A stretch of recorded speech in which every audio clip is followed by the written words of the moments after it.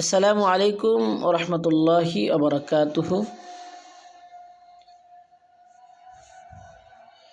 20 রাকাত তারাবির দুইটি দলিল। 1 নাম্বার, আন ইবনে আব্বাস রাদিয়াল্লাহু তাআলা আনহু আন্না রাসূলুল্লাহ সাল্লাল্লাহু আলাইহি ওয়াসাল্লাম কানা ইউসাল্লি ফি রমাদান 20 রাকাতান ওয়াল উইতরা। হযরত আব্দুল্লাহ ইবনে আব্বাস রাদিয়াল্লাহু তাআলা আনহু থেকে বর্ণিত, রাসূল সাল্লাল্লাহু আলাইহি ওয়াসাল্লাম রমজান মাসে 20 রাকাত এবং বিতর পড়তেন। 1 নম্বর রেফারেন্স মুসান্নাফ ইবনে আবি শাইবা 5 নম্বর খণ্ড 225 নম্বর পৃষ্ঠা, হাদিস নাম্বার 7692। 2 নম্বর রেফারেন্স মুসনাদে আবদ ইবনে হুমাইদ হাদিস নাম্বার 218।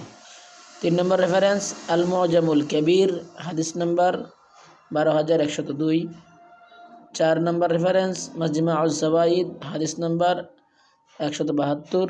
5 নম্বর রেফারেন্স সুনানে বাইহাকি কুবরা হাদিস নাম্বার 4393। 20 রাকাত তারাবির 2 নম্বর দলিল। عن جابر بن عبد الله رضي الله تعالى عنه قال خرج النبي صلى الله عليه وسلم ذات ليلة في رمضان فصلى الناس 24 ركعة وأوتر ب3।